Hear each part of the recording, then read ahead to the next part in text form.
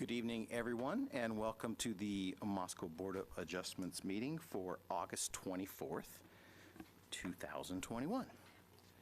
With that, let's kick off our first agenda item, which is the approval of meeting minutes for the previous meeting. Does anybody have comments, scriveners? I don't see where anybody has any. Would someone care to make a motion? I would move to approve the meeting minutes of the last meeting. I think it was, I want to say August 9. Is that the? That's correct. Okay. I'll second that. I have a motion. I have a second. All in favor? Aye. Opposed? Abstain? Aye. Couple? Not there. The motion is approved, and those minutes are confirmed. On to the main event. Amy, tell us what's up.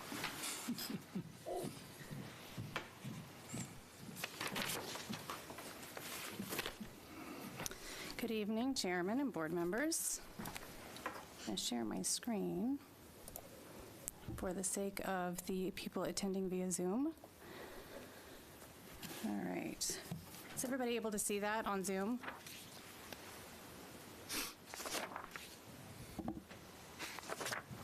Minimize so I can see if we can see some nods. No, not able to see it. Not yet. You can't see it yet? Okay, let's try that again.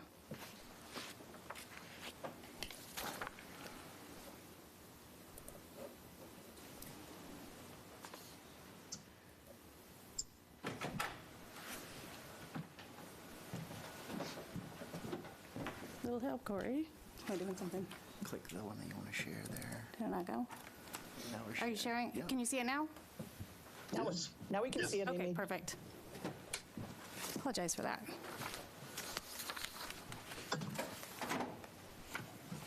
All right.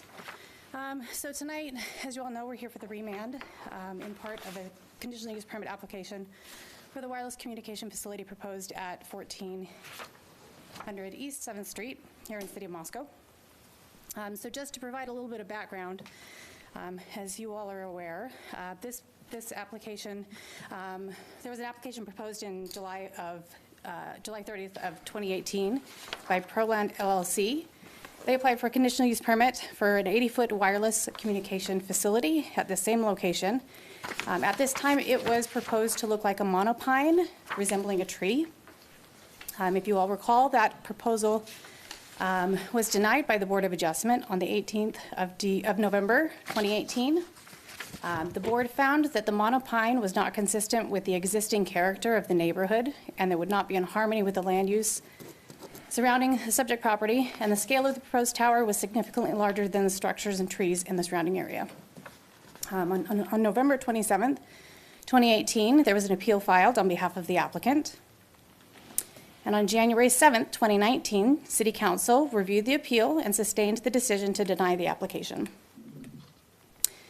February 19th of 2021, PI Tower Development LLC applied for a conditional use permit at the same location for an 80-foot wireless communication facility. This time, the facility was intended to resemble a church tower. On March 29th, 2021, the Board of Adjustment held the public hearing on the matter and denied the application, finding that it didn't meet criteria 2 of the relevant criteria and standards.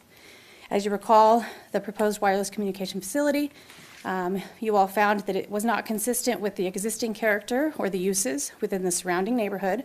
The cell tower looked out of place and would not be in harmony with land uses of the surrounding subject property, including the Nazarene Church. The surrounding neighborhood is predominantly residential with a few commercial uses nearby.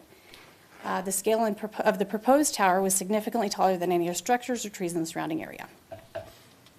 As you recall, this is the subject property here, just south of 6th Street, west of Mountain View, and east of Park. This is the proposed design that was put forth at the original application hearing, showing the 3 levels of antenna array that the applicant had proposed. This is a little bit closer, showing the overall height of the Nazarene Church, and the cross here showing at 66 feet, the tower showing at 80. This was the proposed location on the site, as you all recall, with the actual church here. The entire campus takes up the entire city block. This is what the proposed tower would have looked like from the north, and this is what the proposed tower would look like from the northeast. So a little bit more continued background. The city received an appeal from the Wireless Policy Group on April 16, 2021. And on May 3rd, 2021, City Council heard the appeal of the remand and remanded the matter in part back to the Board of Adjustment for the following sole and specific reason: to develop additional material information, specifically to determine whether the horizontal footprint and the width of the proposed wireless communication facility can be reduced in order to be less intrusive to the neighborhood and the surrounding land uses, and ultimately satisfy criterion 2. Just to remind you, criterion 2 is the character and proposed use will or will not be in harmony with the neighborhood and the surrounding land uses. The applicant's response to the remand, the applicant determined that the horizontal footprint and the width of the proposed wireless communication facility cannot be reduced in height or diameter, and the structure of the location cannot be changed. The diameter, these are the reasons the applicant had submitted, it could not be reduced. The antenna arranged in 3 traditional side configurations. They're secured to the triangle platform with mounts that allow the antennas to be tilted up and down and side to side to direct the signal. Additionally, the antennas are nearly flush with the outer walls of the structure, giving no room to reduce the overall diameter of the tower.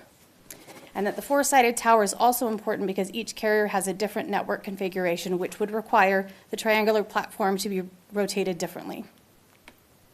This is a top-down view of what would be inside the proposed tower as it was designed.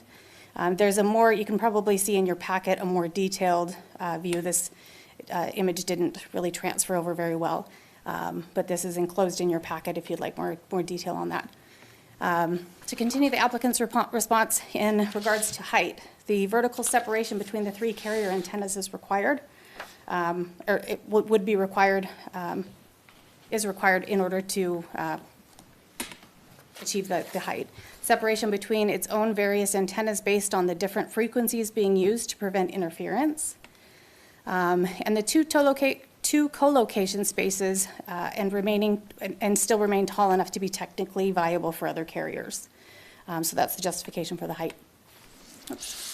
And then the location. The Church of the Nazarene provided a letter on why the tower location is ideal.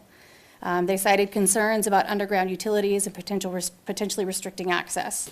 The natural screening by the trees and the other vegetation are superior in this location to other locations along the site. After determining the horizontal footprint and the width of the proposed structure could not be reduced in size, the applicant has submitted 3 alternate tower designs for the board to consider tonight. Alternative number 1 would be this. It's very similar to the current tower design, but a little bit architecturally different. The current tower, it would be the current tower with additional cutouts. The cutouts would start roughly 40 feet above ground. The racks, with racks of decorative bells horizontally in the space that you could see through the windows. This alternative allows view from the structure, providing visual relief from the current design and provides an appearance of reduced bulk. There's also an option for additional decorative detail on either of the 4-sided tower, on either side of the 4-sided tower design to incorporate more elements of the church design. This is what the applicant had proposed. You can see here the window cutout starting at about 40 feet. And again, they did mention potentially decorative bells on the inside to kind of break up the visual bulk and make it more aesthetically pleasing. Alternative 2 is a 3-legged tower design. The design reduces the bulk visual. The 3-sided design will also potentially reduce the co-location opportunities on the tower. And this was not the preferred alternative for the applicant. This design would look similar to this. I'm sure you've seen them in other locations in different cities. Just a tri-legged structure, antenna arrays would be enclosed within the top 40 feet. And then the third alternative would be a monopole. The traditional monopole design can be far less bulky than the enclosed tower structure. It can be painted to match the prevailing background to further reduce visual impact.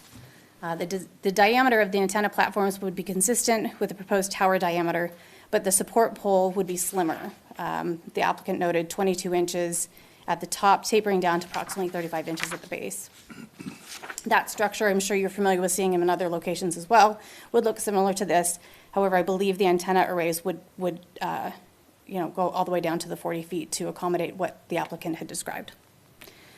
So, staff recommendations tonight would be to open the public hearing to receive additional information and testimony as instructed by council, review the applicant's response to reduce the horizontal footprint and width of the proposed wireless communication facility, as well as the 3 alternative designs, and in light of the new information presented, consider criterion 2 of the reasoned statement of relevant criteria and standards approved by the Board of Adjustment on April 7th, 2021. And with that, I'd be happy to try and answer any questions you might have. I have one right off the top. If I understand this correctly, we're really only considering criteria 2, not the other 7. Is that correct? That's correct. Thank you. Yeah, and Amy, also tonight, we're not going to rehash everything, are we? We're going to just talk about the new material that has come in. We're not going to rehash everything from the beginning, is that correct? That's correct. So The council has specifically said to redetermine whether or not the bulk of the tower can be reduced. So you're looking at, if we could go specifically back to the council's written, there should have been a slide for that specifically, to determine or to develop additional information specifically to determine whether the horizontal footprint and width of the proposed wireless communication facility can be reduced in order to be less intrusive to the neighborhood and surrounding land uses and ultimately satisfy criterion 2. So it's really, assessing the applicant's response to that, and additionally the 3 new alternatives that they set forth. Okay, so any public testimony would only be based on the new material presented?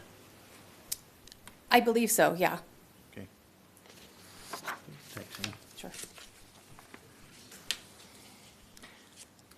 And I think I want to focus in even tighter, not only to consider criteria number 2, but specifically the city council's direction that it be determined whether the horizontal footprint and width of the proposed wireless communication facility can be reduced in order to be less intrusive to the neighborhood and surrounding land. So that's even more specific as to what we're looking at. Nothing beyond that, really, because that's what the new material's all about. Yeah, and I think the applicant set forth some new alternative designs to show, well, we can't reduce what we have, but we can redesign and make it smaller, and so I think that was the goal of those alternatives. So those are for your consideration as well.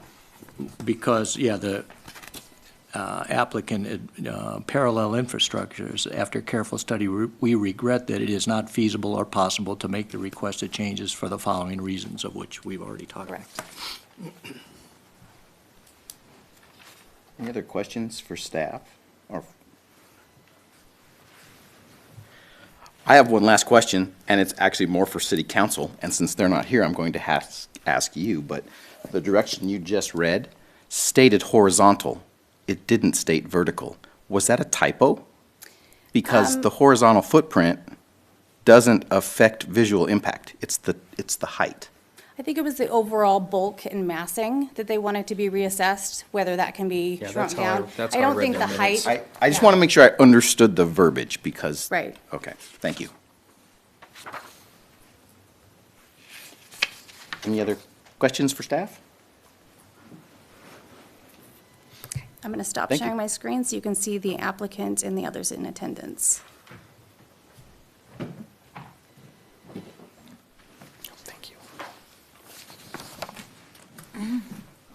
Okay, with that introduction, since this meeting's a little atypical to our normal meeting, we're still opening up a public hearing. And as I understand it, the applicant will explain the purpose of redefining the horizontal massing and the options, and then I'll open it up for public testimony. Again, and I've said this many times in meetings, it's a public hearing, you're welcome to speak your mind, but please keep in mind that we've been directed to deal with one criteria this time, not 7.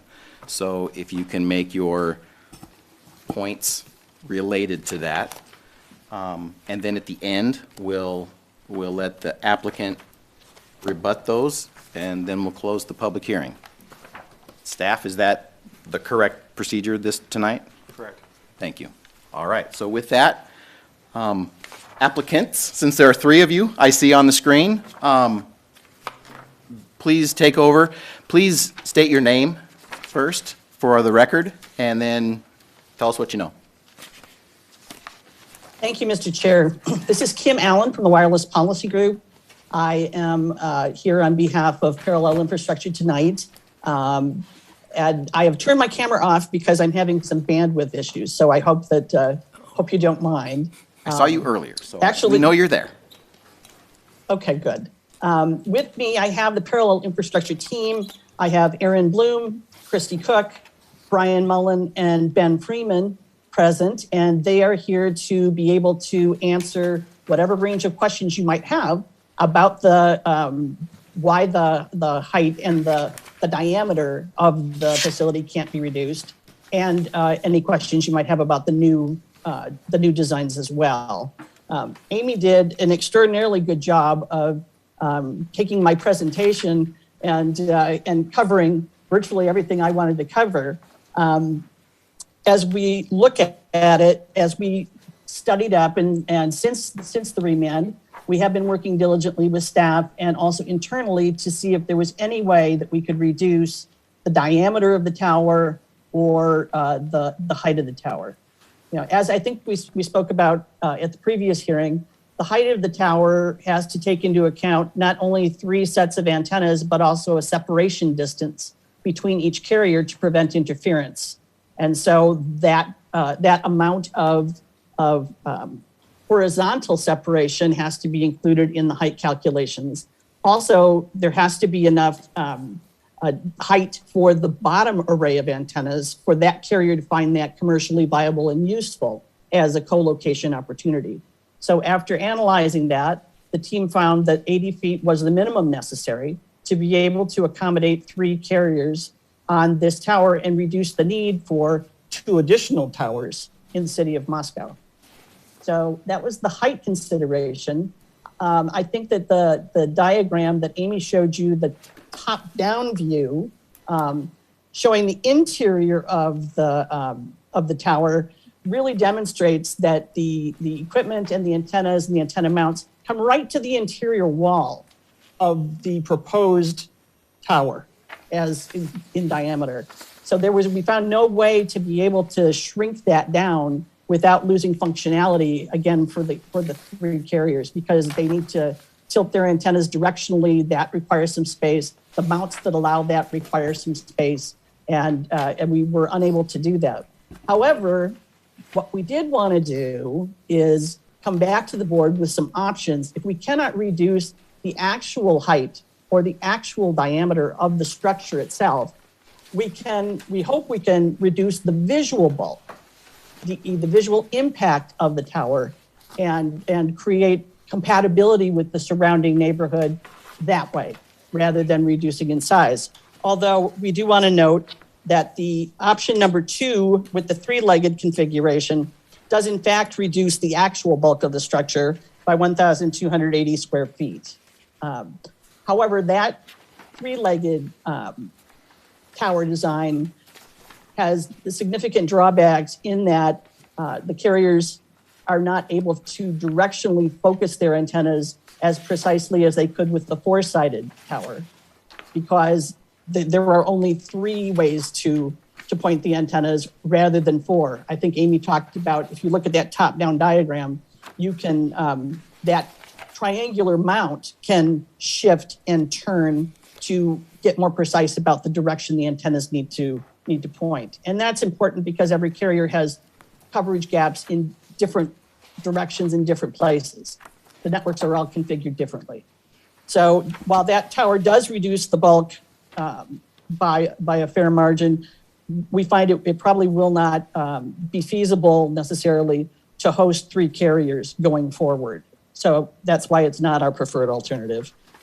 And then, of course, we provide you with a picture of a standard monopole. While that looks like a cell tower, because it is a cell tower, visually the mass is much less. It's on a comparatively slender pole with the antennas at the top, and we use paint to integrate it into the surrounding background. And any color of paint that the city would find compatible, and we would also use a non-glare paint so as not to create any glare off the tower. So we're trying to go back to the drawing board here and solve the problem from another angle. We heard the Board of Adjustment, and we heard the problems that you were having with the height and the bulk. We feel that alternative number 1, which is the original tower design, but removing some of the mass by cutting out so that you can see through the structure from 40 feet down, eliminates some of the visual impacts of bulk and creates kind of an optical way to see through it, as opposed to seeing a large hulking structure. So we find that that is the preferred alternative from a technical and feasible point of view for the applicant here. However, what we were meaning to do is to put options in front of you and to let you know that Parallel Infrastructure is prepared to build out any one of the choices that you might make here. We just await direction from you. Also, we do have, I think, Pastor Ed from the church, I believe, is present there this evening. As Amy pointed out, there were reasons why we could not move the tower closer to the church building itself, the most significant of which are underground utilities, some of the car and pedestrian traffic flow on the site, as well as the potential for blocking windows and doors on the church building itself. So, but Pastor Ed is here to answer any questions that you have about that aspect of things.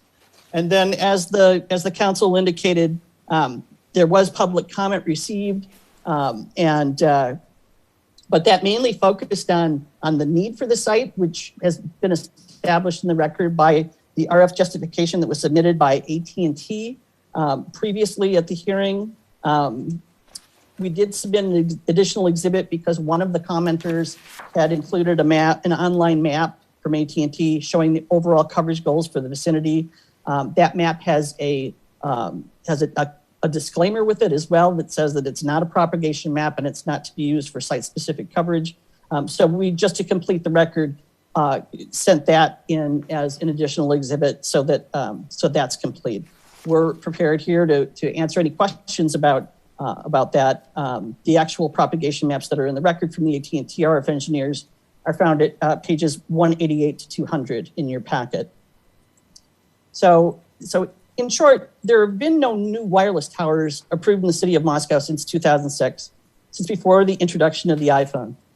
The population of the city and the need for coverage and data capacity has steadily increased for all of the carriers, but no new infrastructure to address that growth has been approved.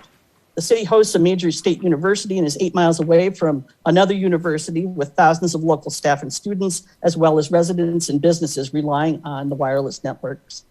First responder and public safety employees depend on the wireless networks to move data and respond in real time to emergencies. So updating these networks is critical.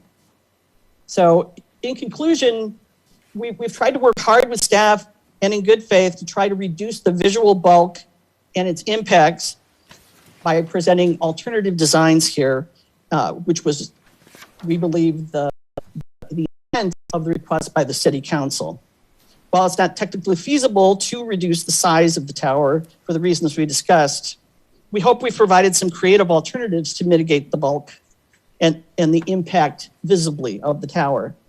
So we hope that the board will find one of these alternatives compatible with the surrounding area And we ask that you approve the application with your choice of the designs offered.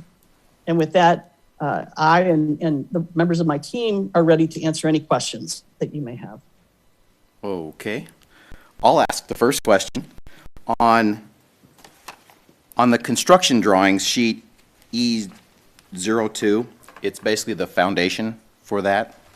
And this kind of addresses why it can't be adjacent to the building, but there's basically a 20-foot by 20-foot pad that's 3.5 feet underground. So I have kind of a twofold question. The first one, do any of these alternates that we've seen, other than just the typical pole with the equipment on it, how does that affect the size of that pad, if at all? And then the second part of that question is that it states that it's 6 inches below grade.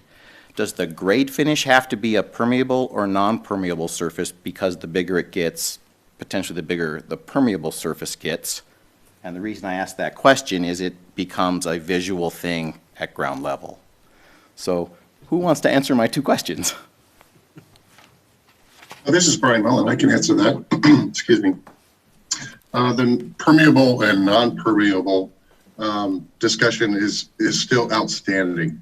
We're looking at you to provide us what type of structure will be approved, so that we can go back to our engineers and discuss what foundation will be applicable. This will be enclosed within a fenced area, unobstructed, or obstructed, so there won't be a view to the interior side of the compound. So you won't see any of the permeable or unpermeable area. The equipment will not be seen.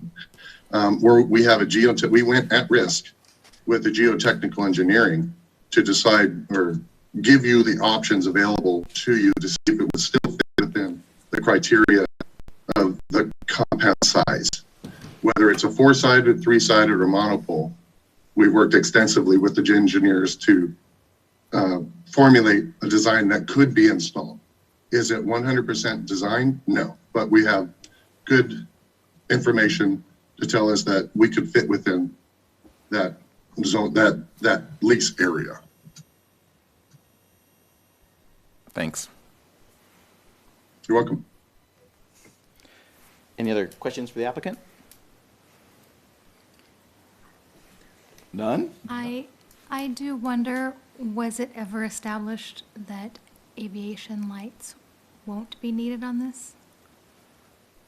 They're not needed. Yeah, I think that was a question Okay. in the previous meeting, and it isn't.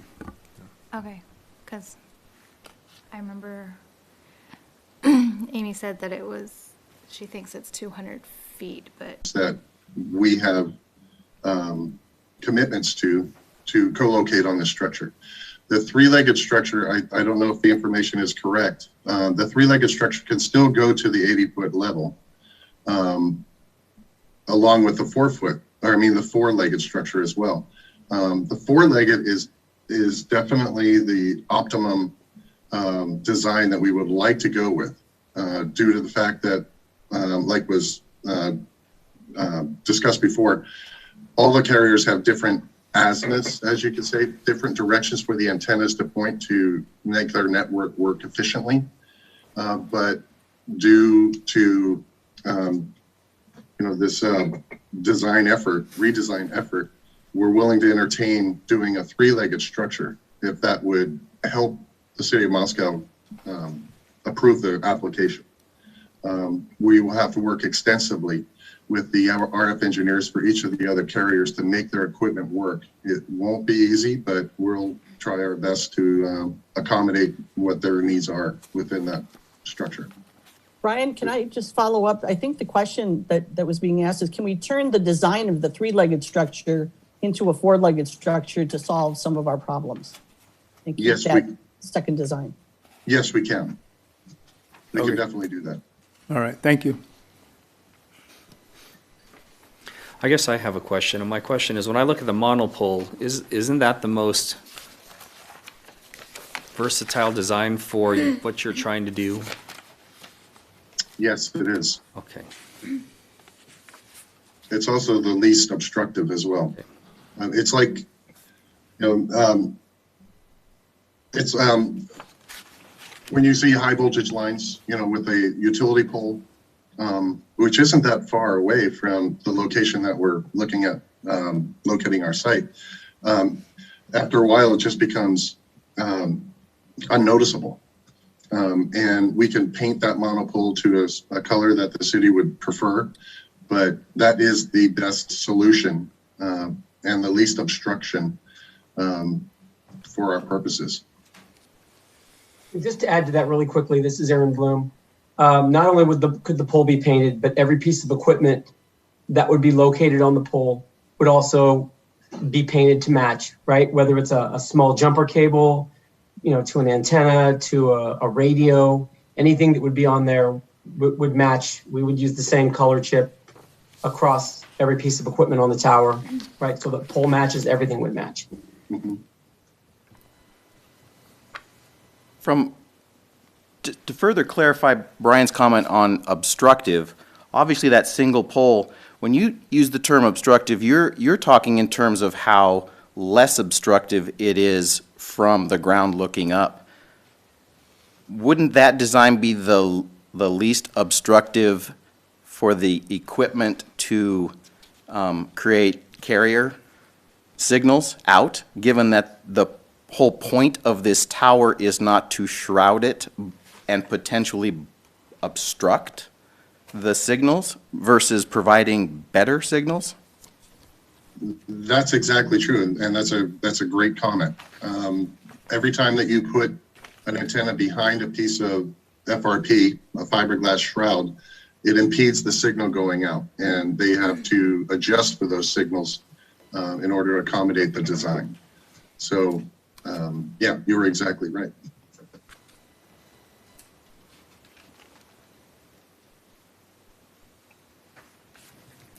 Any other comments? All right, thank you.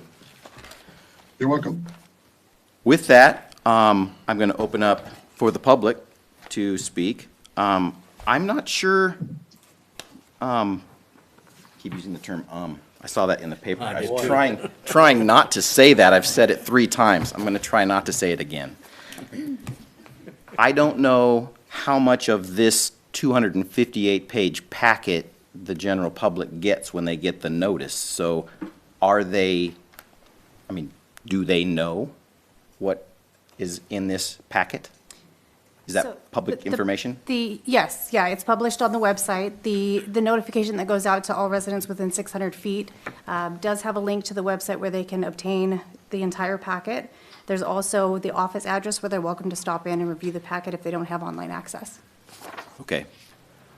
I'm not going to read the letters that were sent in opposition to this. There were 6 or 7, and a petition that had, as I counted, 56, give or take. So, and I think some of the letters individual were duplications of that. But give or take, there's a significantly more nays this time in opposition to this, and those addresses are obviously within that vicinity. So I just want to state that for the record for anybody listening or watching that didn't click on the link. With that, please come up one at a time, state your name and address for the record, and make your comments. By all means, go ahead.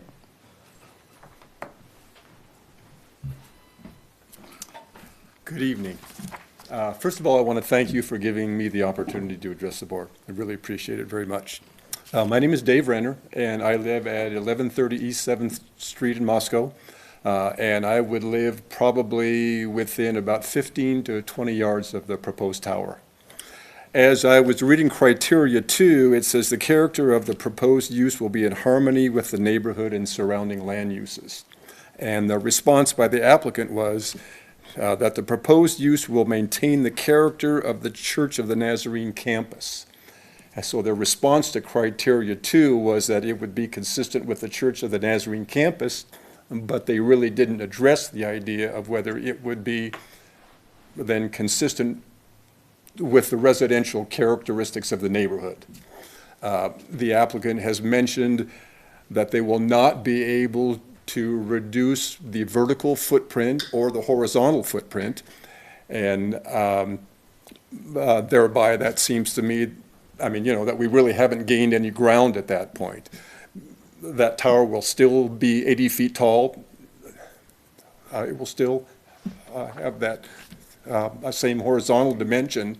And it seems clear to me that that tower would not be consistent with the characteristic of a residential neighborhood.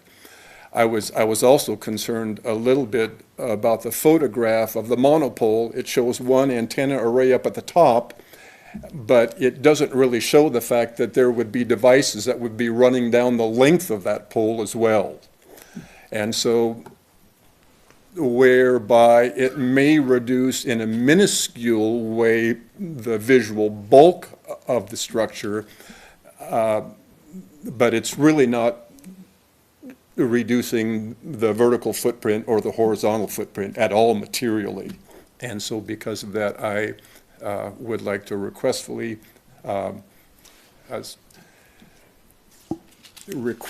ask that the board would deny the application. Thank you very much. Please. Well, good evening, Board. It's interesting for me to stand here as opposed to being there where I was a few years ago. But I appreciate the opportunity, and I had about a 20-minute monologue established that I was going to talk about, but then understanding that that's not going to work. Come on, Marshall, you can smile. It's okay. And I see, Wayne, that you're there, but can you tell us your name for the record Yes, for I will. everyone Wayne else? Krause, 1223 Public Avenue in Thank you. Moscow. Joe, if I start to stray a little bit, then just rein me in a little. Will do. Okay. I'm going to start off with saying that, I wish you guys, or I wish they had come up with the monopole design at the very beginning. You guys have to feel like you're kind of beating a dead horse here all the time because, well, if this doesn't work, how about if we make this work, or if this can work, Maybe this monopole should have come right at the beginning instead of some horrible-looking Christmas tree, if that's what you want to call it. But, can I speak about the petition, Joe, a little bit? Very shortly. Part of this record, as I understand it is. That's what And, we're here for.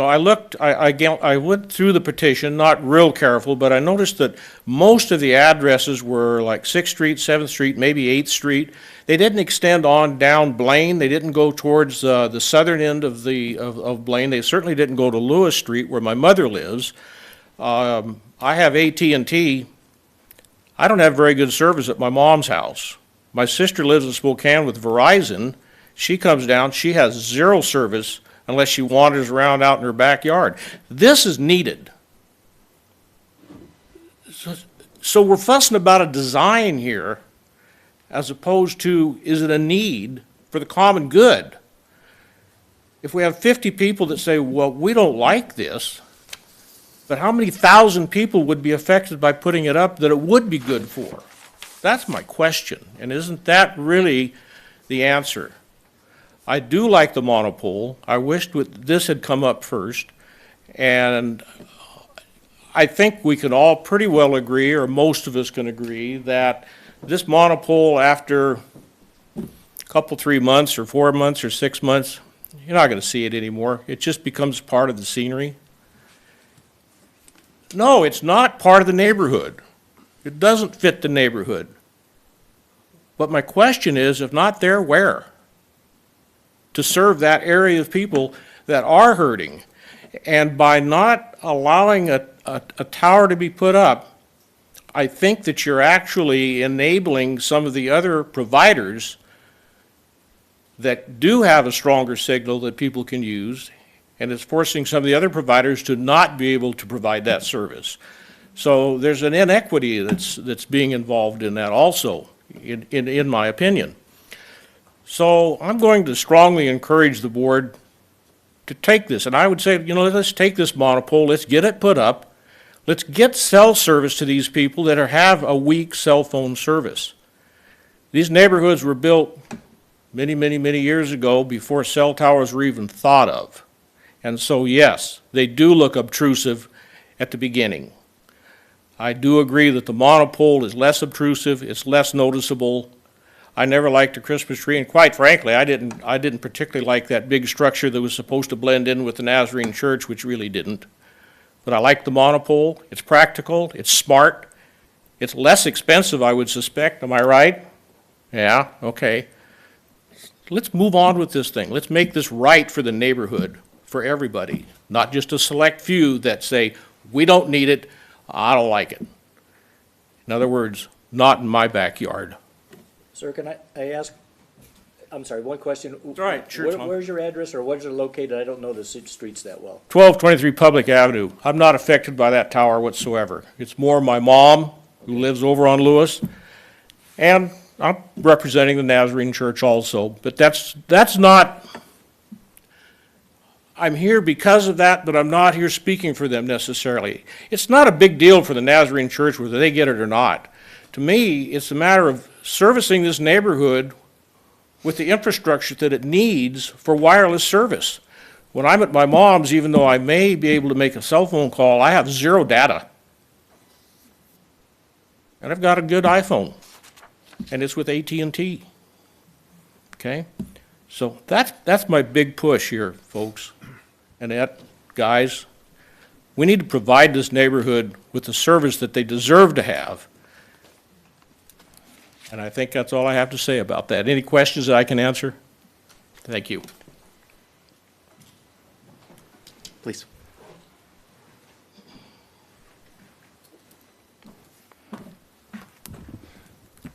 Good evening, Board. David Hall, 1334 Wallen Road, Moscow. What you were tasked with by City Council was to determine whether the footprint could be reduced. And they said no, so that's pretty much cut and dried. You weren't asked to come up with other designs, I don't think, so it's pretty clear that they said no, it can't be reduced.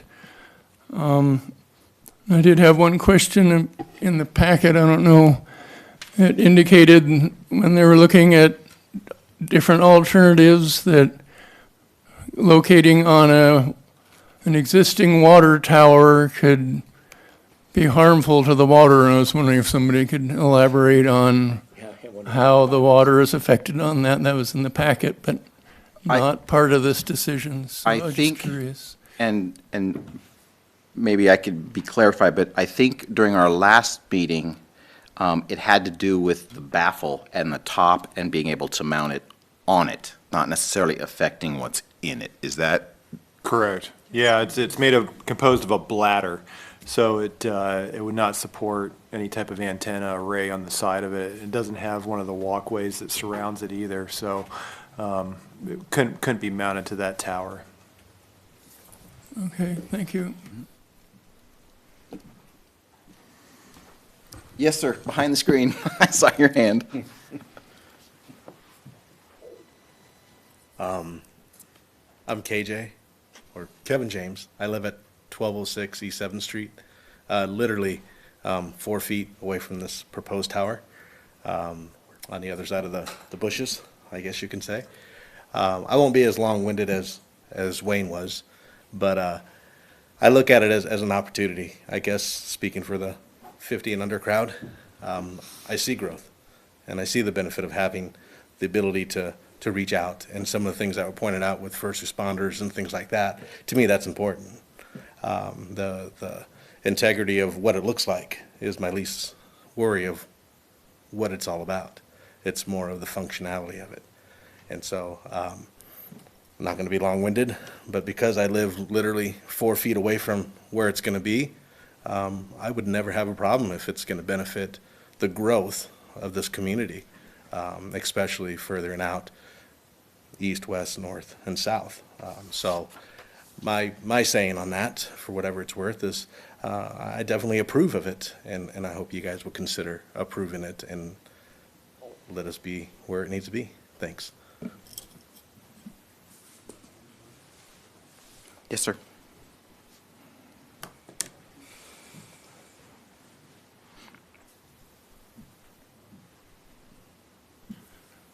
I'm Maury Weiss. I live at 711 Park.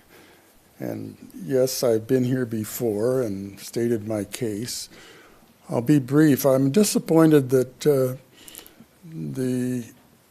location has just not been considered enough. The church sort of refuses to consider an option on the southeast or the northeast portion of their property versus the southeast one that's closest to the neighborhood. In a way, I agree with the church. They'd like to have it as far away from the church as it can be, and I would like to have it as far away from my house as it can be.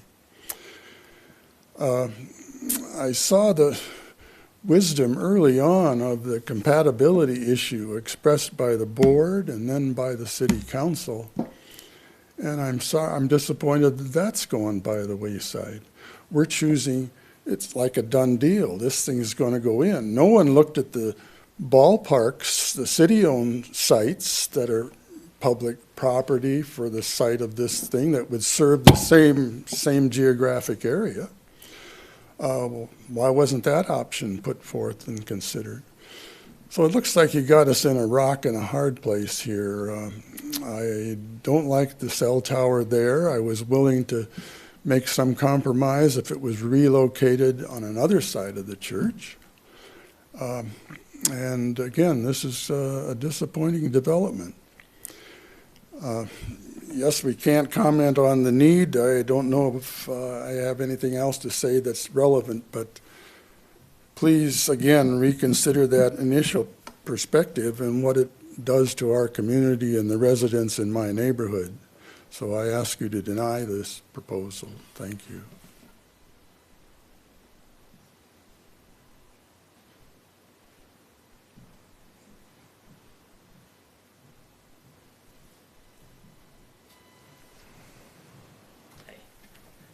My name is Ferris Paxton. I am at 824 Park Drive. One of the things that we've talked about with criteria 2 is the harmony of the structure. We talk about the visual harmony, and to the first gentleman's point, the functional harmony has not really been considered with the rest of the surrounding land uses. All of those businesses over there, there's the funeral home, there's the eye clinic, there's the dentist office. All those offices have people that live here, that are invested in this area, that care about it. I can go into their doors, I can meet them, I can ask them to raise money for my child's school, my child's special needs school. I can get them involved in initiatives. If I go and knock on that cell tower door, twice a week I'll hear a generator going, but no one will ever be there who's part of our neighborhood and part of our community. That functional harmony does not exist. I would urge you to see that tonight. The functional harmony does not exist with our neighborhood. And I want to also just quickly address the matter of, we've said this, I've heard this several times in this council and in this board without, no matter where we put it, people are complaining. And I would urge you to think through that tonight as well. If people are complaining just to complain, that's a problem. But if they're complaining because they're appealing to the ordinance, our ordinance of our city, that it doesn't fit the harmony of the neighborhood, well, that's viable, right? It sounds like the ordinance needs to be changed. The criteria needs to be changed. If we can't just ignore it for one structure. I guess it's a bad precedent. If we want to do this the right way, we need amendments or something to say, well, cell towers are exception to the harmony of the neighborhood. And I would urge you to put that onus back on the applicants and the tenants to say, you guys need to, if this is a real deal, we really need this, we need to build public consensus and we need to change this ordinance. And you say, well, that's a lot of work. That's what ordinances are for, to create a lot of work for us. Sometimes they're there to protect us in ways we don't even see. We can't even foresee the future of what might happen once we start, well, this is just one building, it's just this square footage. But if it doesn't fit the harmony, if you're convinced of that, you have all the freedom in the world tonight to say, hey guys, we're sorry, it doesn't fit the harmony of the neighborhood, the criteria as it stands is as it is, and you need to do some groundwork to because if the public consensus overturned this and said, we voted on it, we changed this, okay then, we don't care about the harmony of neighborhoods anymore. That's fine. Let's go that route. But I would urge you tonight to really consider, is this something that fits with the harmony of my own neighborhood? Would I want this here in my neighborhood where I stand up and see this thing? And just real quickly, the photographs that were presented tonight, Again, it was ignored, the southwest perspective. The view that affects our neighborhood the most was not presented in this packet. It dwarfs the church tower. It dwarfs the church structure when you look at it from our neighborhood. Southwest corner, it does, and that's not been in the packet twice now. So I plead with you, uphold the ordinance, uphold the criteria given to you tonight. Thank you.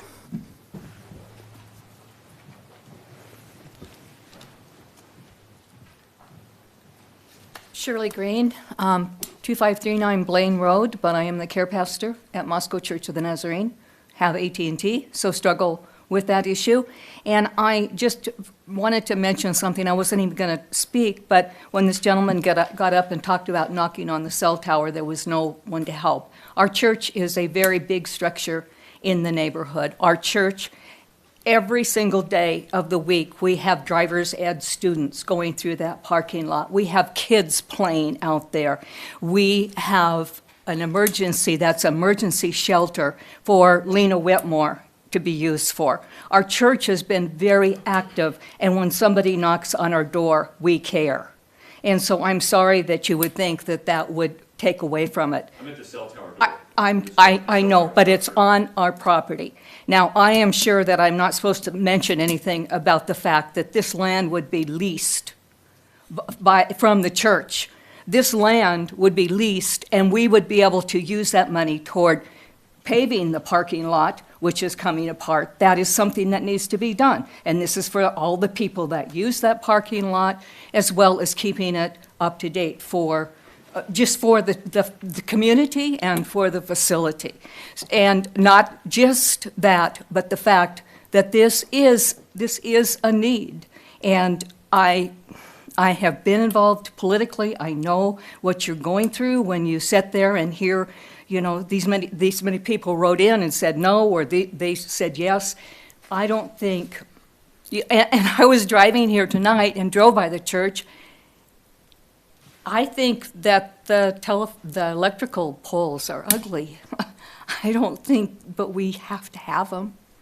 And it's the same with the need for communication. It is as much as an infrastructure commitment as the electricity and other things. So we need to go forward with this, and I would encourage that you would approve of the location for the tower. Thank you.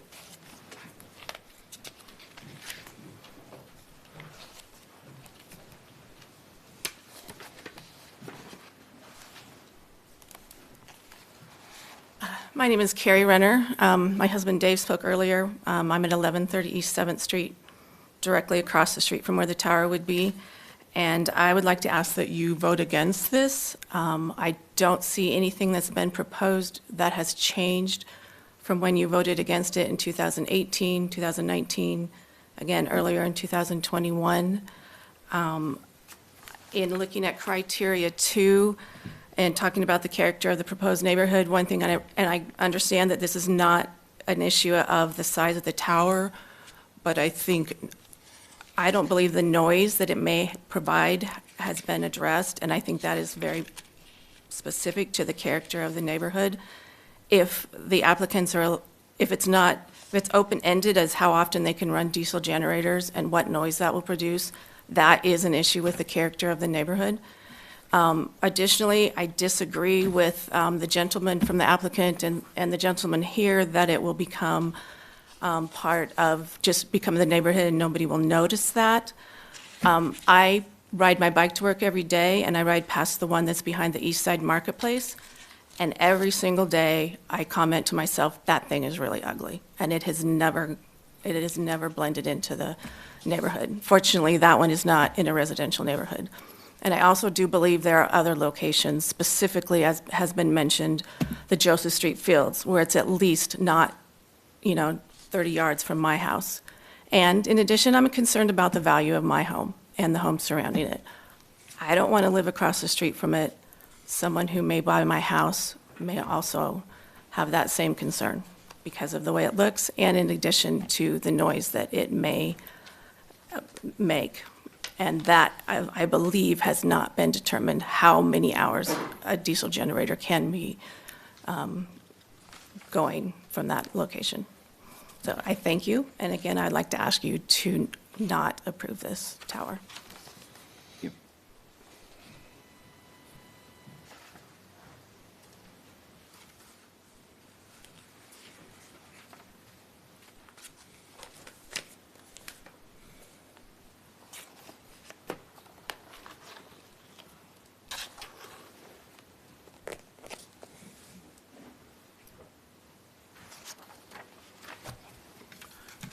I'm Jerry Lewis, 802 Park Drive. This seems to never go away, as you showed to begin with. It keeps coming back, and coming back. And I guess it'll keep coming back until they hope that somebody will approve it somewhere along the line. I live in a residential neighborhood, and if this is approved, this will be the second variance that you have allowed in my residential neighborhood. When I open my front door, I look at a structure that doesn't belong in the neighborhood. It's the tallest building around. The last variance he got was during construction, and it was to lower the building a ways. And it's one of those roof lines that comes like this and then like this. But so now, there's a house between me and this property we're talking about. If I go out my back door, I'll be looking at another variance, if you approve this. That cell tower, whatever you choose to make it, will be very visible to me, the top half of it. And so my property value, in my opinion, will be nil, because I know I wouldn't buy it. I wouldn't buy it with the variance you got on the other side of the street from me. And like I say, it just doesn't fit in the neighborhood. The monopole would be the best route to go if you do it, the least worst, I should say. And other people here are much more eloquent than I am, but I like to keep it as a residential neighborhood. And once this goes in, it will no longer be a residential neighborhood. When you have, within a 2-block area, 2 variances that you've approved on structures that don't belong in a neighborhood, I don't think you have a neighborhood anymore.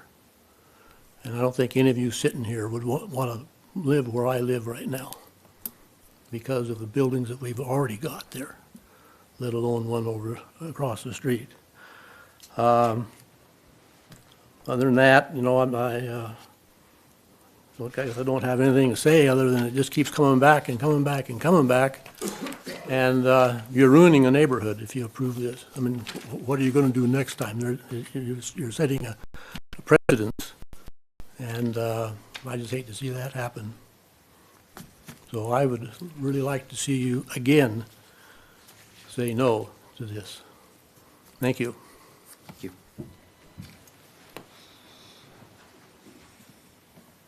I had some problems here recently, so. Take your time. We're fine.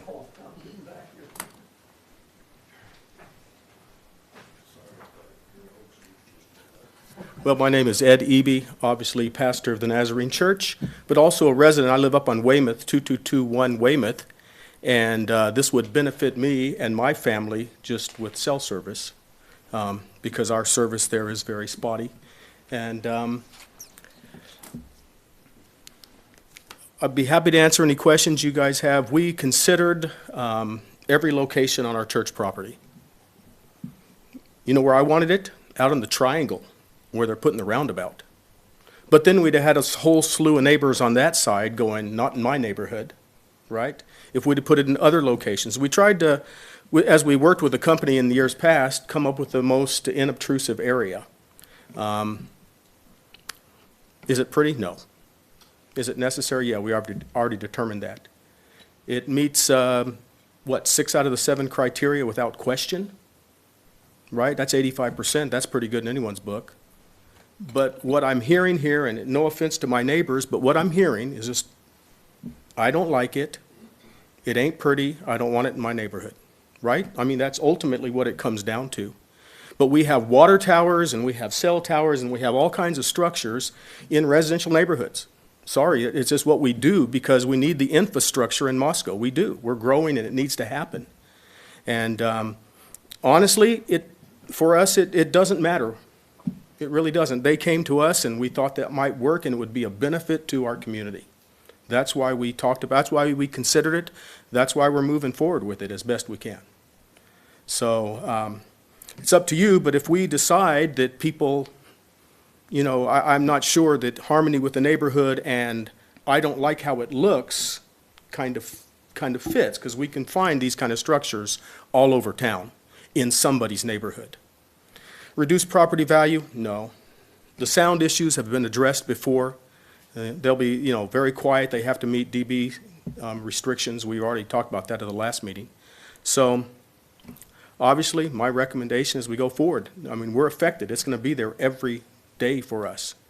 And our goal is not to make our neighbors upset or unhappy. As Shirley said, we try to be good neighbors. Our facility is used by schools, by community, by our neighbors. Probably most of your kids learned to drive in our parking lot. It's just mine did. And we haven't made any complaints. We just try to be as generous as we can with our community that way. And I just believe this is going to be needful and helpful for the infrastructure of Moscow as we move forward. So obviously, my recommendation is that we go for it. Thank you.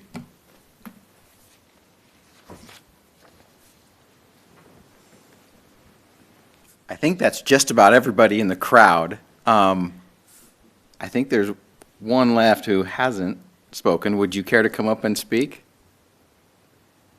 I don't really care to speak. You don't have to. I don't want to pressure you. I'm just saying, the floor is open if you want to, if you want to.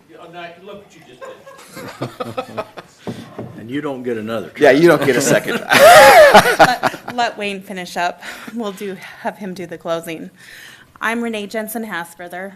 I actually live in Genesee, and I'm representing here tonight just because my aunt lives over on Concord. My grandma lives on First Street by Lena Whitmore, and when the cell tower is needed in this area, I have very spotty service at my aunt's house and my grandma's house, and my grandparents still live at home, and they're 95 years old.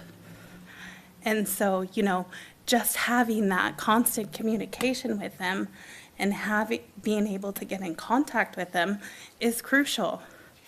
I attend the Nazarene Church, but when I am there, I have one bar of service. So I'm for this. Okay. Thanks. Thank you.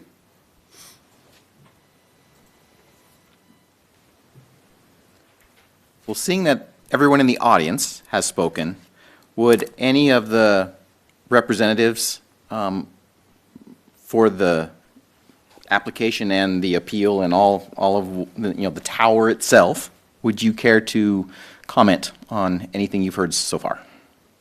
Yes, I would. Kim Allen for the applicant. I think that what we've heard from the community is that there is a need for additional cell service. One of the residents said, we keep coming back. That's true. We do keep coming back and offering another alternative and another alternative, additional designs, because we need this service. Your community needs this service. And there's been no growth in wireless infrastructure support structures for many, many years. And the demand has increased exponentially since then. I think a number of the commenters made some very good points. You know, in the end, you need to find that this is harmonious with the neighborhood. You know, at some point you found that the church was harmonious with the neighborhood. And if we design a building or a tower to look like a building that you would typically find on a church grounds, such as a bell tower, why would that not be compatible with the neighborhood?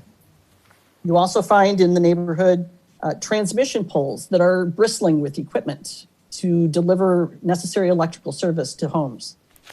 Those are compatible with the neighborhood, and certainly you wouldn't want to do without those. In terms of the monopole, that is the most effective design. We believe that, you know, over time, it becomes the least intrusive visually, as it just fades into the background like the transmission lines and the light poles and all of the other infrastructure, vertical infrastructure that residential neighborhoods host. So that's certainly an option. We remain ready to build any of the options that the board might choose, that they might find are compatible and in harmony with the surrounding land uses and the neighbors.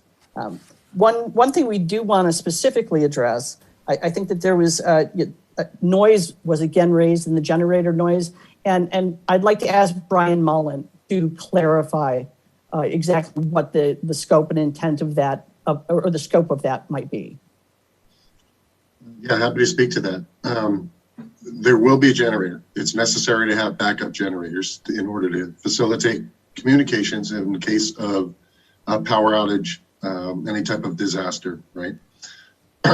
Those testing periods can be adjusted to whatever the church would need to be accommodated to. So we will work with the church to make sure that they're tested at times where it won't affect the church or even the surrounding neighborhood, so that it's at the most least obtrusive time, right? And that would probably be a once a month occurrence. During an event where the generator would have to be used, I'm sure that there's going to be several other generators in neighborhoods that are going to be on at the same time. So I just want everybody to know that it's not something that is going to ruin an atmosphere. It's just something that we can work with the church to make sure it's not going to affect other people's surroundings. So. And the testing of the generator itself is probably less than an hour once a month, and also must comply with the city's noise levels. And I think staff had proposed a condition that this generator and the site itself must comply with the city's noise ordinance, and we are certainly ready to do that.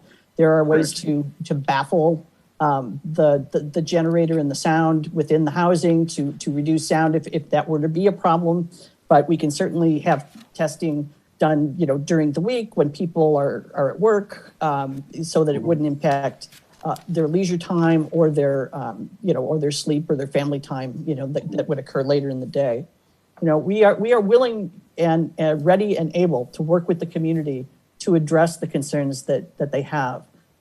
We've really tried very hard.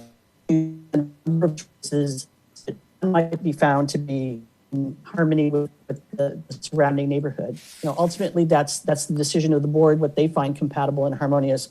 But we do ask that you approve one of those choices so that we can address the concerns that we heard tonight and the concerns of many residents that haven't come before you tonight, that cell service is spotty, it's unreliable, it's not robust enough to move data efficiently.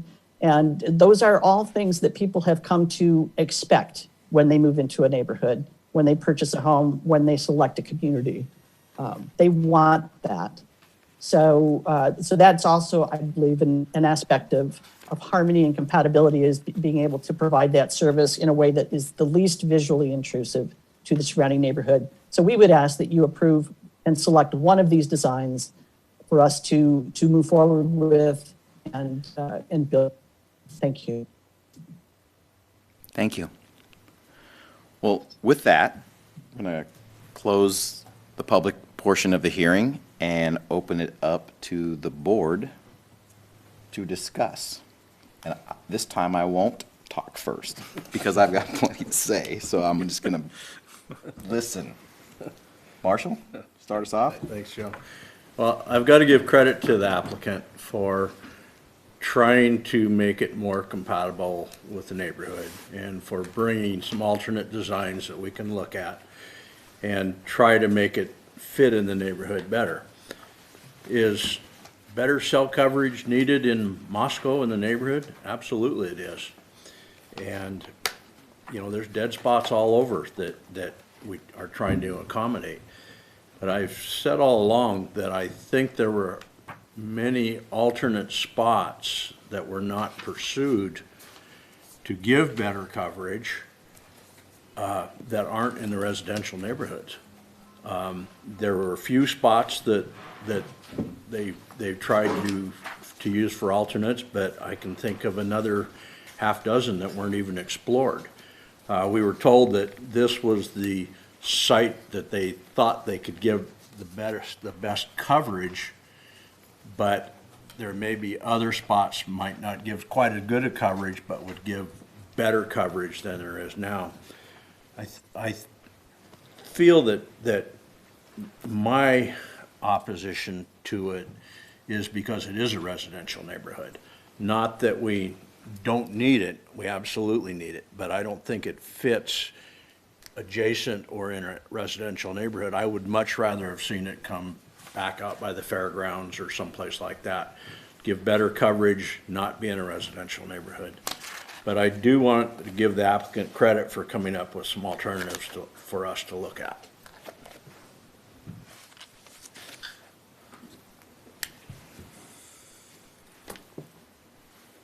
Who wants to go next? Well, I kind of concur with what Marshall is saying, but one of the things that is troublesome to me is that if we decide to approve the cell tower that we're looking at in a residential neighborhood with the Board of Adjustment this evening, that opens the door for precedents to set up any other cell tower that wants to come into Moscow in a neighborhood, and we don't have a reason, they would have every reason to be able to expect to be able to put a cell tower wherever they wanted to put it, in a residential neighborhood or not, because of the precedent that we'd be setting this with approving the one, putting it so close to a residential neighborhood now. And I'm just really concerned about setting that precedent. It's been a struggle for me. On that token, or on that point, the fact is, though, that the wireless facility is conditionally permitted in an NB zone. If that were our issue, it seems to me we would want to go back and revisit why the city in planning feels that it should be an acceptable place in a neighborhood, NB zone. So I would imagine whoever wrote that would have to agree that almost any tower probably doesn't look particularly good, but yet for some reason they justified that it could be conditionally permitted. That's one comment. Another is, I go back right to what the city council moved, and I think what is the crux of what it is for us here. Laughlin moved to remand the decision back to the BOA for the purpose of determining whether or not the structure can be reduced in diameter. Alternate 1 makes an aesthetic improvement, but I don't believe it meets the council's direction because it's still the same, pretty much the same footprint, the same height, same size. Alternate number 2 is not preferred by the applicant. And then that gets us into the discussion on need. Is need even relevant to the conversation? I suppose it has to be. And so if we really feel that need is the most important part of all this, that drives us, I think, to alternate number 3, which is the monopole, which is probably the least desirable of all the 3. But that does meet the city's requirement to reduce the diameter of the tower. So that's where I am with this, and I haven't decided yet, but that's comments to this point. Fair enough. And then, Tim, if the monopole really were to reduce the footprint of the tower, I don't believe it would when you add the other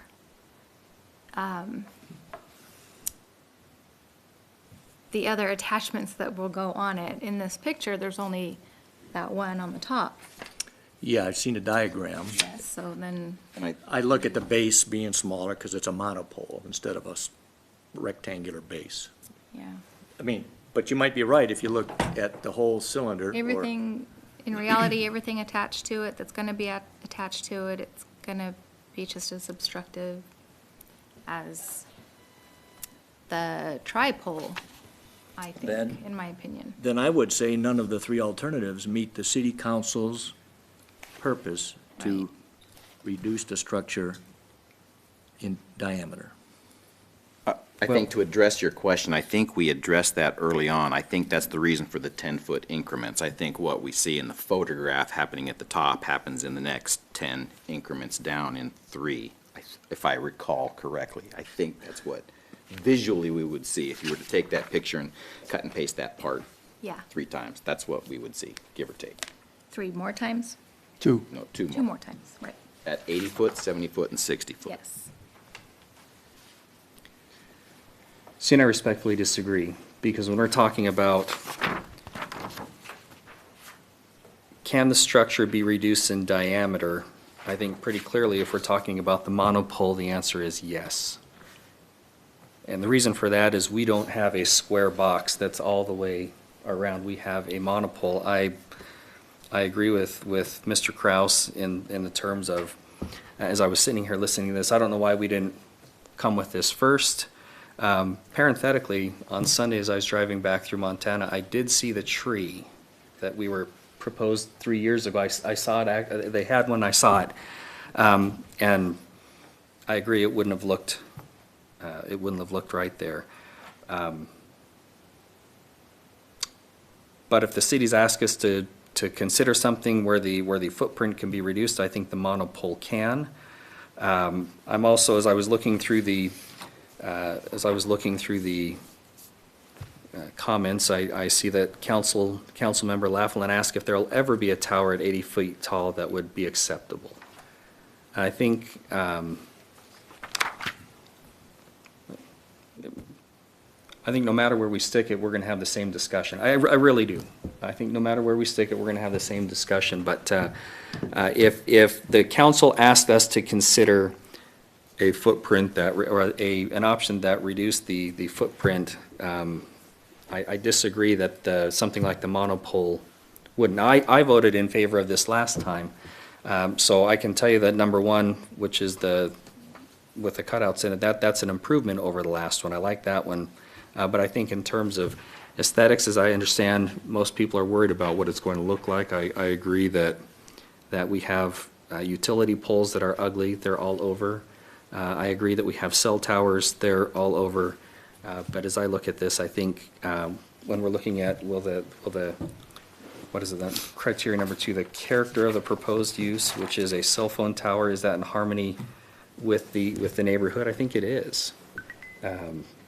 We're talking about the character of the use, which is we're trying to give cell coverage there. So I respectfully disagree that at least option number 3, the monopole, does not fit the criteria that the council asked us to consider. I think pretty squarely it does. It's much less large, there's much less mass. So those are my thoughts at this point. Okay, my turn. Can't wait. I'm actually going to try and They're a lot taller. Those could be up to 100 feet tall. I don't know of any other high transmission lines immediately within this vicinity, but the typical ones would range between 40 and 60 feet on a standard city street. Okay. This gets to the point of, do you notice it or do you not notice it? Because going down 6th Street, those poles are the lower version. If you go down Mountain View from 6th Street on the west side, those poles, I didn't notice until earlier this week, are considerably higher. I would guess in the 60 to 70 foot range. I have never noticed them until I was actually paying attention to it. So I'm going to summarize that by bringing it back to this. Wayne said he lived on Public Avenue. That's kind of downhill from me. Is the water tower above him? Yes. Does he notice it every day? I'll bet he doesn't. I live right across the street from it. I don't know how tall that one is at Rotary Park. It's actually uphill from me, directly across the street, and I honestly don't see it out my front window because the trees obscure it. However, if I walk further down the street, it's extremely noticeable. So this really comes down to the second criteria. Is it in harmony with the neighborhood? It's not a residence. The answer to that is no. Did the applicant address that? They actually kind of addressed it, that they can't reduce the size. It needs to be what it is. That said, we're looking all 3 times now at the same criteria, the second one. The first time, the board upheld us. They came back with something different.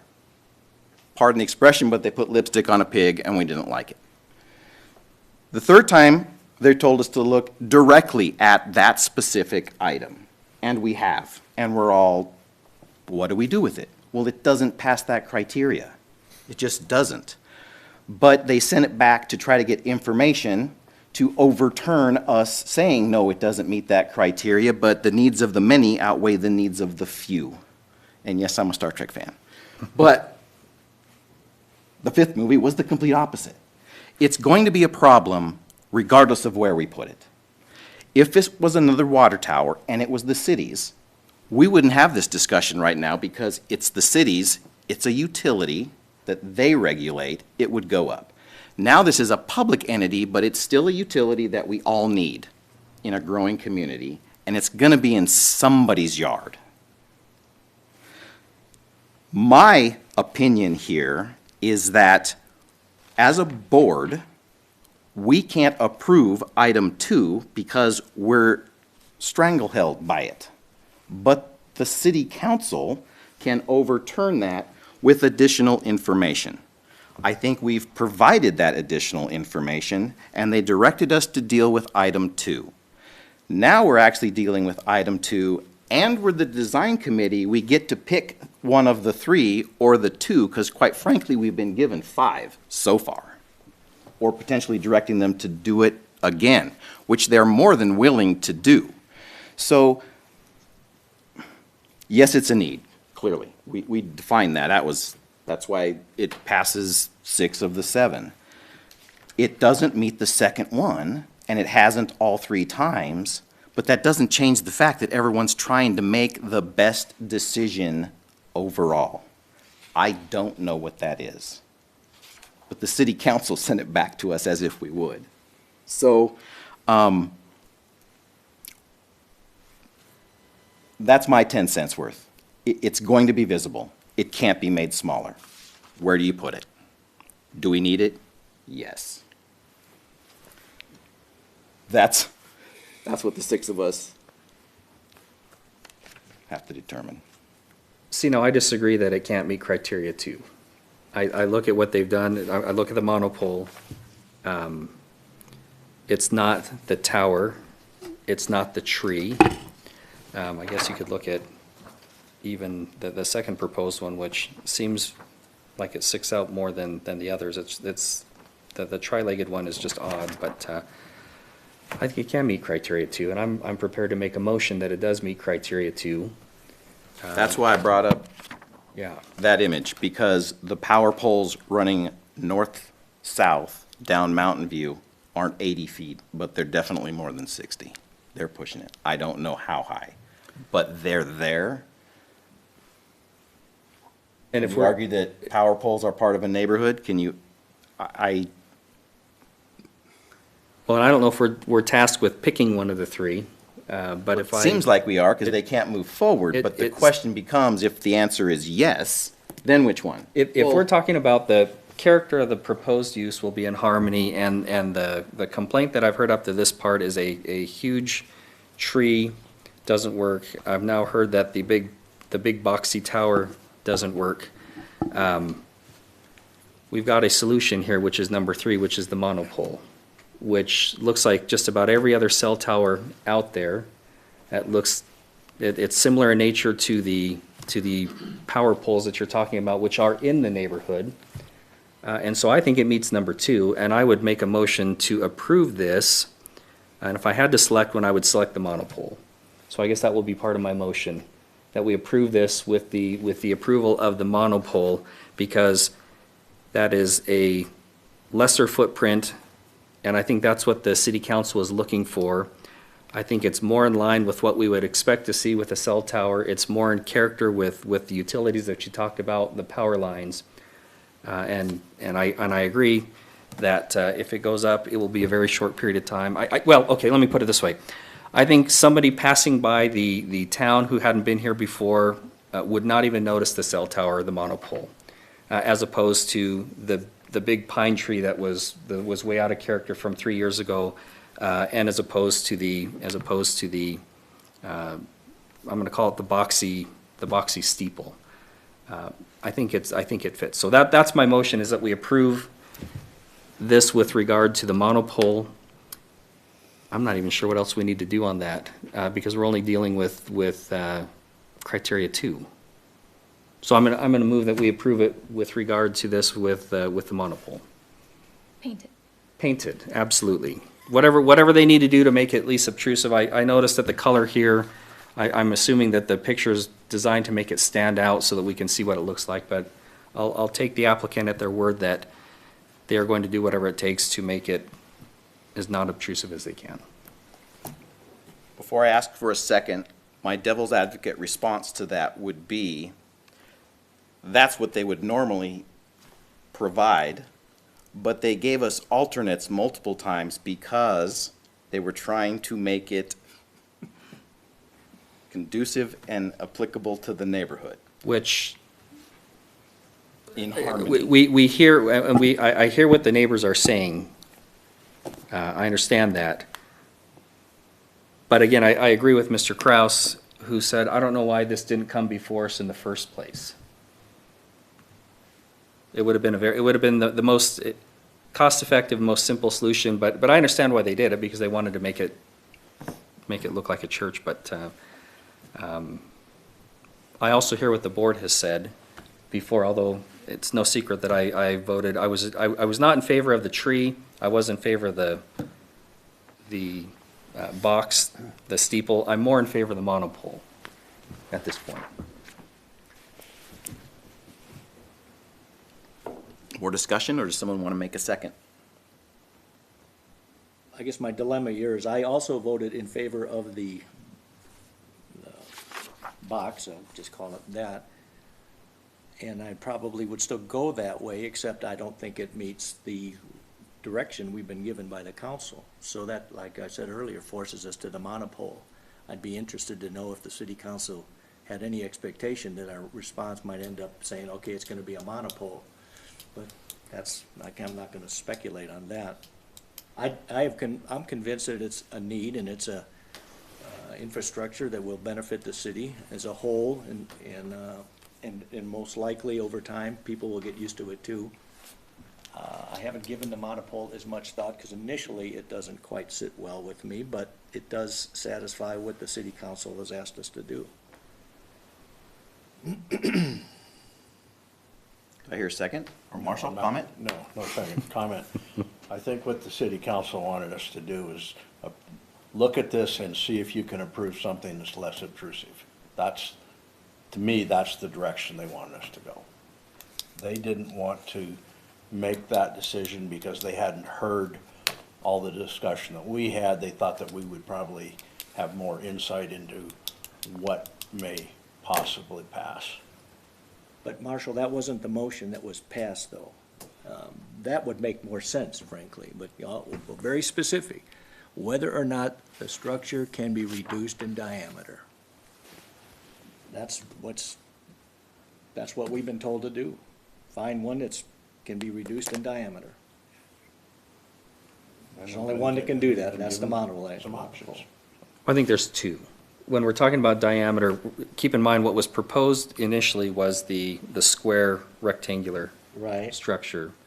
The monopole obviously is reduced in size, as well as I believe if it went to the tri-pole thing as well would also be a reduction. That's the least, it sounds to me from an engineering perspective, that's the least desirable. The applicant didn't prefer that one, No. so to me that. And I understand why. I mean, it makes sense that they would want to be able to adjust things, and I can understand why they built it behind the we're proposing to build it behind the rectangle just to kind of hide that. But again, if we're looking at, again, Tim, if we're looking at, is there an option that reduces the diameter, we're left with two. We're left with Could we ask? the monopole. and Well, we're left with my the first question to tripole. the city was horizontality a typo? The answer was no, because we're talking about horizontally, not vertically. So my design sense would tell me that by diameter, what really is being implied and what Mark is hitting on is the perimeter massing. That would have been the better term, because we're talking about what's it like here. Well, no one can see it down here. What's it like up here? That's I believe what that city council member was really asking about. Probably right, probably right. Do I have a second?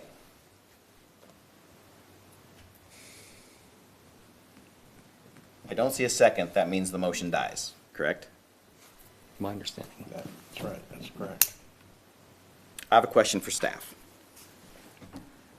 City council can make decisions that they're not restricted to the 7 criteria that we are, correct? No, they are restricted to the 7 criteria. Yeah. Yeah. The 7 criteria. So we're their excuse. Kind of. I don't mean that in a mean, facetious way, No, you're but absolutely right. basically, You're absolutely right. Well, the reason. because they're only, then if they can't approve it, then their only option is to change the criteria. No, they could uphold your decision. So you denied it, they could uphold the decision, and then essentially the applicant's relief would be to appeal it to district court, would be the relief after city council. But they don't change the criteria. You need a legislative code amendment to be able to change the criteria. So that needs to go through an ordinance that's approved by city council. So there, yeah, the issue here is that the reason they singled out criterion number 2 was that you all were able to satisfy all the other 7 criteria. You just weren't able to satisfy criterion number 2 related to the neighborhood character and fitting in with that. And so they wanted to specifically look at reducing the horizontal width of this structure in order to see if you could satisfy criterion number 2, which would ultimately approve a project.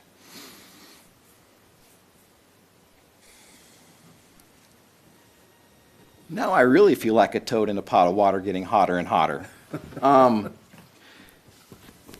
You know, the city council could have just said, this is all based on need, and just rejected our thing and voted for it.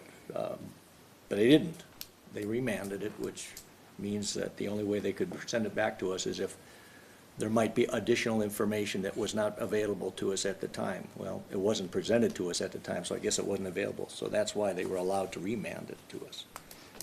Maybe the motion could have been a little clearer, but it's what it is. I'd really like to know how tall the power lines are running up and down Mountain View. It matters because I kind of heard that, and everybody else hearing that didn't, but it matters because it's there, and it's part of what makes a community overall.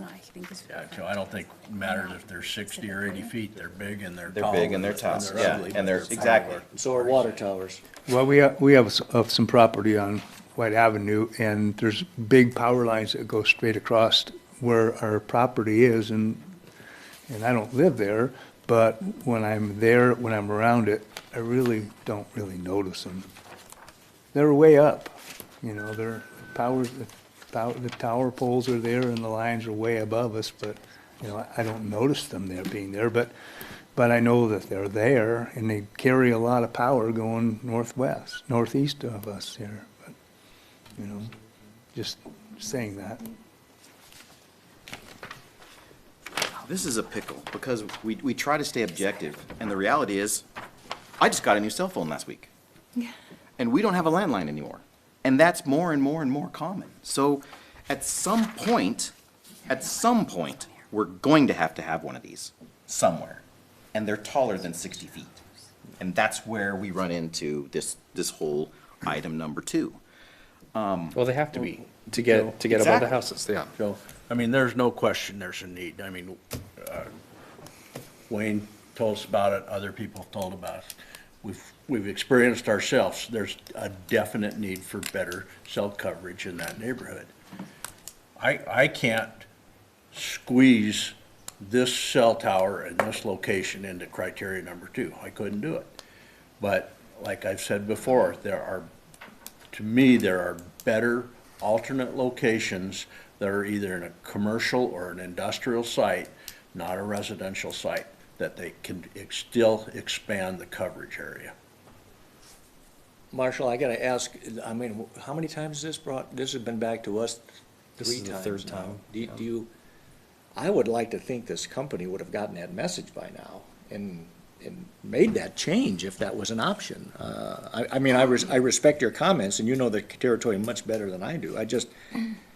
But you've been very clear on that from the very beginning, and they keep coming back. So I have to make an assumption that if that would have been a easier sell, they would have done that by now. Well, I would have hoped they would have, but according to the people that own the property, they didn't.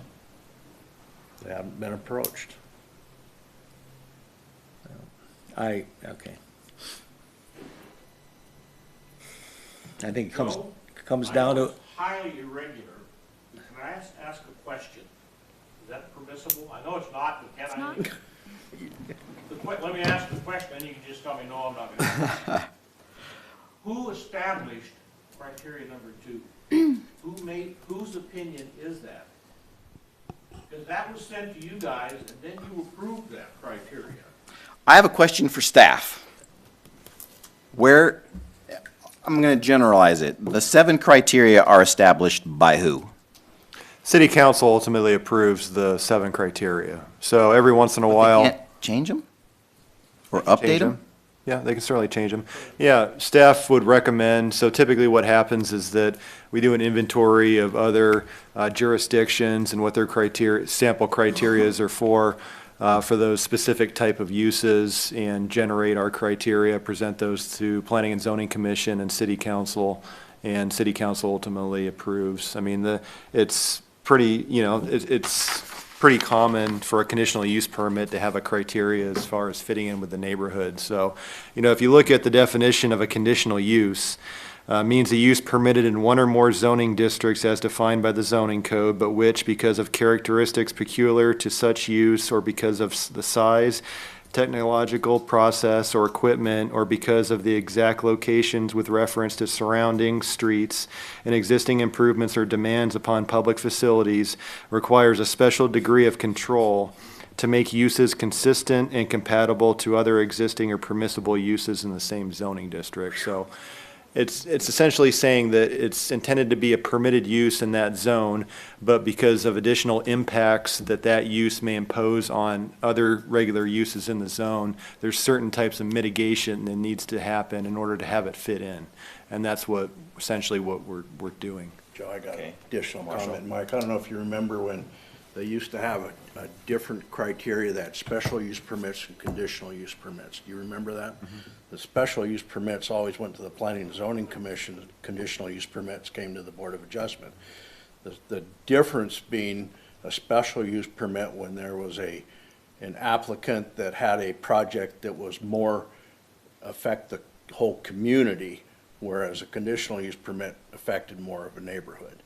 So they took the 2 processes and combined them into one, and then they changed the criteria for the conditional use permit.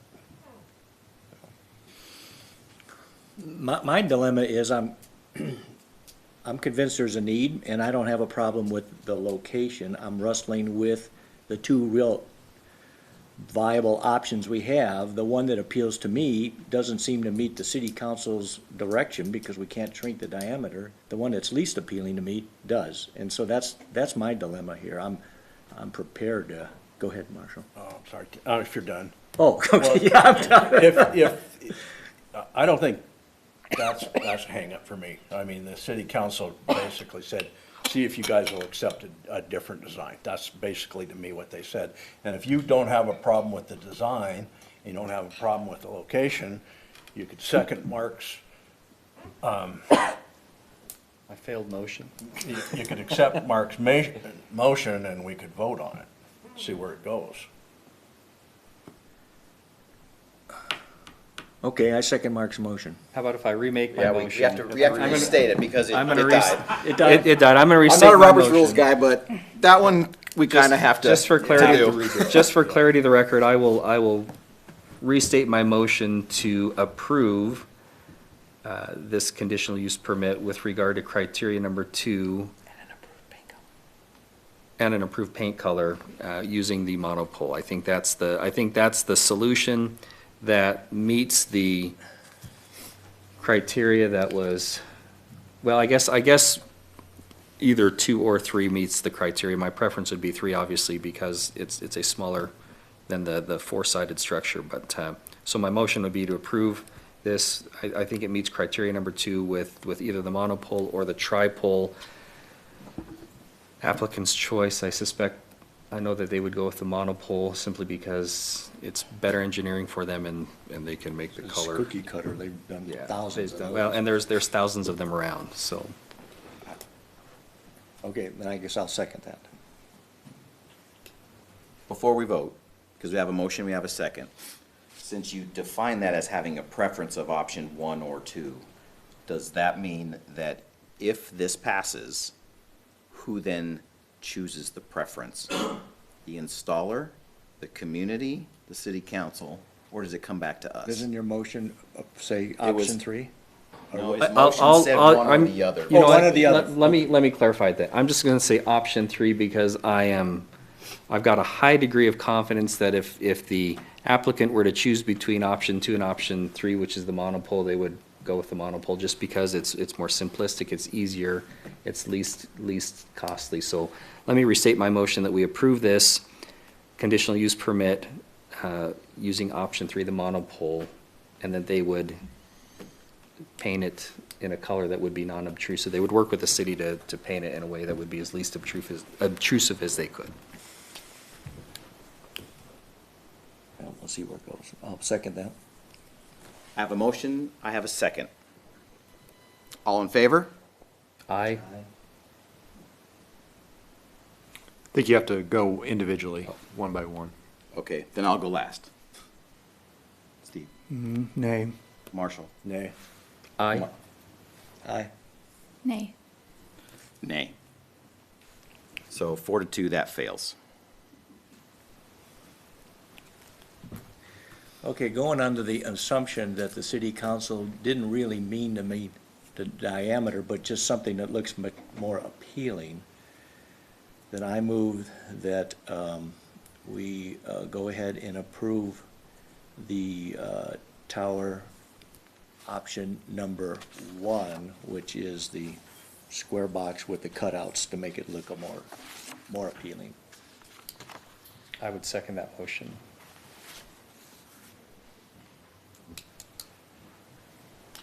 I have a motion, I have a second. Let's go the other direction. Nay. Aye. Aye. Nay. Nay. Nay. So we're back to a 4-2.